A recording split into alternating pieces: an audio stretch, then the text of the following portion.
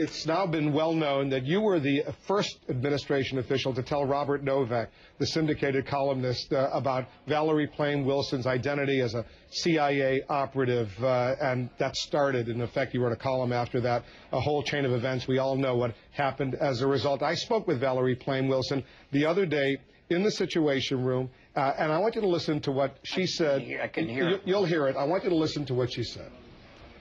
Mr. Armitage did a very foolish thing. He's been around Washington for decades. He should know better. He's a senior government official. Whether he knew where exactly I worked in the CIA, he had no rights to go talking to a reporter about where I worked. That was strictly off limits. Now, those are strong words from Valerie Plame Wilson. They're not words in which I disagree.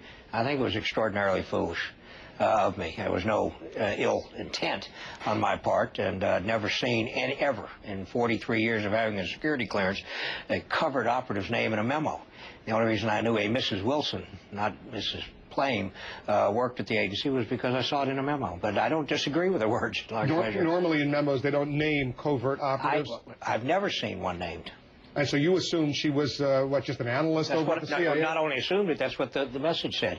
And she was publicly chairing a meeting. So when you told Robert Novak that Joe Wilson, the former U.S. ambassador's wife, worked at the CIA and she was involved somehow in getting him this trip to Africa to look for the enriched uranium, if there were enriched uranium going to Iraq, you simply assumed that she was not a clandestine officer of the CIA. Well, even Mr. Novak has said that he used the word operative and misused it. No one ever said operative, and I not only assumed it, as I say, I've never seen a covered agent's name in a memo. However, that doesn't take away from what Mrs. Plame said. It was foolish, yeah. So you agree with her on that? Absolutely. All right.